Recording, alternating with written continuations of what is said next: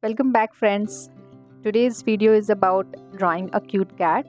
I have drawn a cat earlier, but this time I have paid a lot of attention to the detail, and that's why it took me 2 days to draw it, day 17 and day 18.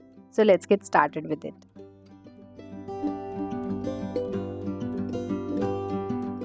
I have mainly used three types of pencils in this overall sketch. One is the charcoal pencil, the medium charcoal pencil. Another one is a 5H pencil, which I have used for the outlining. And for all the fur drawing and etc., I have used 3B pencils.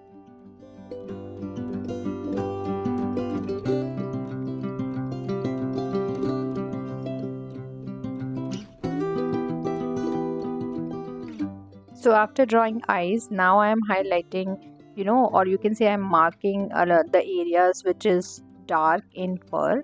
So I'll be marking overall. So I have already, created an outline for that, and I'm using charcoal pencil to mark that area.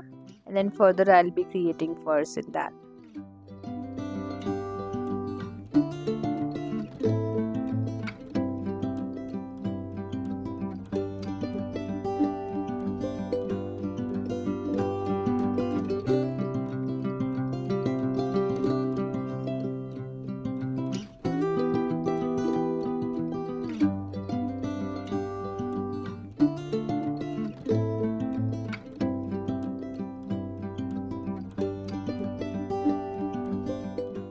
Since I have put a lot of detail over here, I actually, when I was editing this video, I thought I'll cut some of the part of the video so that it will be shorter. But there are so much of detail in it, and I do understand there are a lot of many of you who actually wants to see the individual steps. That's why I have kept majority of them. In case if you're finding it slow, so you can feel free to increase the playback speed to 2x, and then you can watch the video.